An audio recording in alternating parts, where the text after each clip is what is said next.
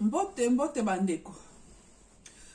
Namoni vidéo moko le canal Facebook. Batilinga pa vidéo moko pa na mwasi moko boye, mwana mwasi moko boye. Azoloba na cimetière na banzungu na ba vin. Bakoko azo lakela mabe, mwana mbali moko boye asala ki ye mabe. Pona ye asala ki ye mabe, bon nga na ebité hein. Tozala ki wana te bon. Moyena et bah ma bien monter na ba grandeur trop ampleur na ngote na se limiter ka na vidéo ni na moni a vidéo na moni ka ndenge nini azoloba pour na na moni ka ke ezali mutu moko en fait elle ira le bol en fait elle ira le bol donc tout la muke moi na sa ndenge sali et puis tozo en sous tout le ba muke to pisa moi ba conseil na vie hein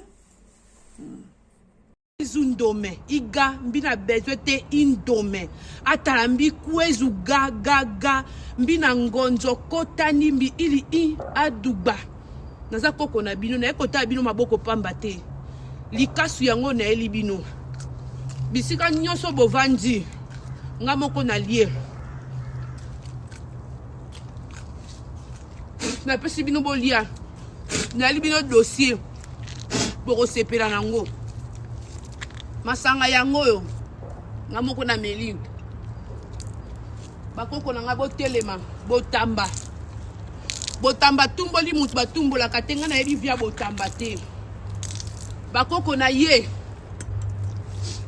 o écouteur ya botamba ayaki na ndaku na nga menance écouteur o eza na sola nzoto na ye naza na nzoto botamba nyonso écouteur ya botamba yango tamba romona bola mute na poto via botambe komi loko milinga o ezo matalikolo na bengi bino bakoko na nga kogana ozalaki soda na mokila musuni kangela nga botamba la mokila molimo yango na eko tumbeloko o botamba ko bonga te vina e mobimba via botambe komi kaka ya kuluna na poto via botambe komi kaka ya kolela ya minyololo na konzima baloba na sali kisi pona botamba po e muta provoquer nga na provoquer botamba te na ebise anda kwa botamba te nalia na ndako botamba te nalia na ya poto na mbonga botamba te mais toyebala ki depuis Congo botamba yeko alinga nuire vi na ngai ko manke biso na poto botamba bato manke ya suke za biso vi na onyoso ya ngoyo na kotika ko ya ko la cimetière o timu ko na mona botamba la poto okomi mutaliboma botamba vi na ya ngoyo bakoko na sali nyoso bosenga ka basala na pesi bino ya kolia ya komela merci nga na provoquer botamba te botamba yoyo nazo tumba yo botamba la provoquer to moni milinga o ndenge matili ko na kata cimetière batu nyonso bokufa boyoka ngai koko na bino na ekotala bino bakoko nga babundela mboka oyo baza kati na o esika via botamba yango yo na ekoka bango na maboko na bino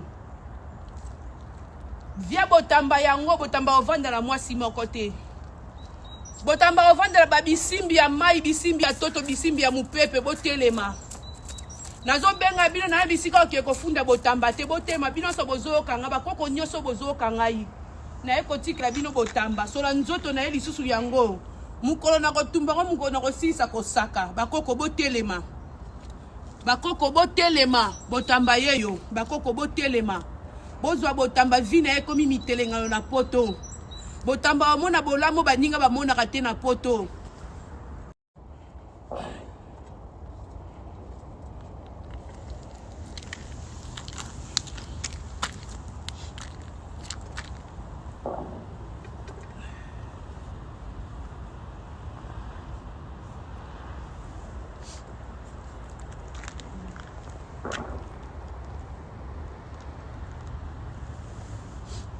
Zundome iga mbina bezwete indome atalambi kwezu ga mbina ngonzo kota nimbi ili I aduba naza koko na bino na ekota bino maboko pamba te likasu yango na eli bino bisika nyonso bovandi nga moko na lie na pesi bino bolia na li bino dossier boko sepela nango masanga yango yo nga moko na meli bakoko na nga botelema botamba tumboli mutu batumbola katenga na yebi via botamba te bakoko na ye oyo eza écouteur ya botamba ayaki na ndako na nga menance écouteur oyo eza na solo ya nzoto na ye naza na nzoto ya botamba nyonso écouteur ya botamba yango naye kosenga basi nyonso balali kati na esika oyo bakufaki bazalaka babalaka te nayeli bino solo ya nzoto ya botamba bokoma bafemme de nuit na ye na via botamba kobalaka te botamba ndenge afingi nga nzoto ya mama na nga afingi mobali na nga nzoto ya mama na ye botamba kobalaka te via botambe kozala lelo alali alobi bakati esu pota na elongi mutu nyonso botamba kotumbola mutu asuka mpe afingi mpe alobi eza ngai mutu nyonso botamba kofinga mama na ye bakokitisa botamba mutu na se botamba oprovoke ngai naza famille na yo te nakoprefere bato baloba na osala kindoki bakoko boya botelema bato nyonso bakufa mbi ikwezu kotakoli dugba igandome botamba nga na ye kosala mosala na nga nakolala pongi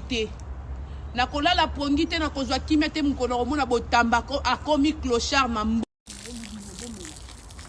nakombo akonza nde kotumbana aseli maloba na nga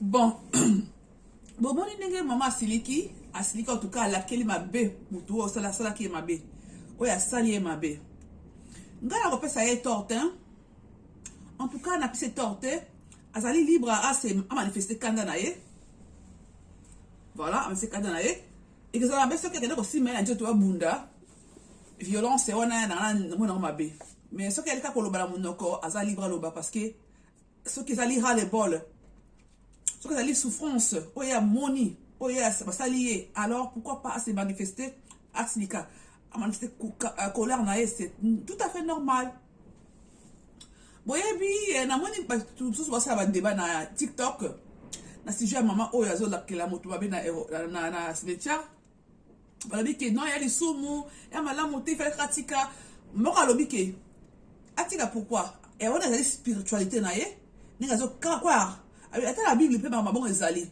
balakelaka mabe ezali na baverset oyo ayebi voilà alobi lisusu boyebi te ke biso na Congo biso na Afrique tozalaki kosambela nzambela ndenge na biso mondele ntango aye aimposer bible et puis il faut savoir que na kati ya mokili oyo eza au moins 5000 religions eyali kaka na catholique te eyali kaka na christianisme te donc baéglise bareligion tosambelaka ndenge moko te c'est comme mpe tozalaki kala tokoma kosambela na bible olimbisa motu c'est combien de fois c'est pas normal on a dit colonisation vraiment bandeko moi basana modire moto oui ekoki kozala be mpona babisusu mais basusu babena normal oyebi na Congo na biso wana bato mingi bakosala bakama mabe et puis ezali impuni abomi motu asengi pardon batiki ye atire motu alobi ke voilà policier atire motu atire jeune akufi na moni yango wana c'est bakangi ye alobi ke non saki geste moko mabe na manipule mabe ezwi mwana mobali wana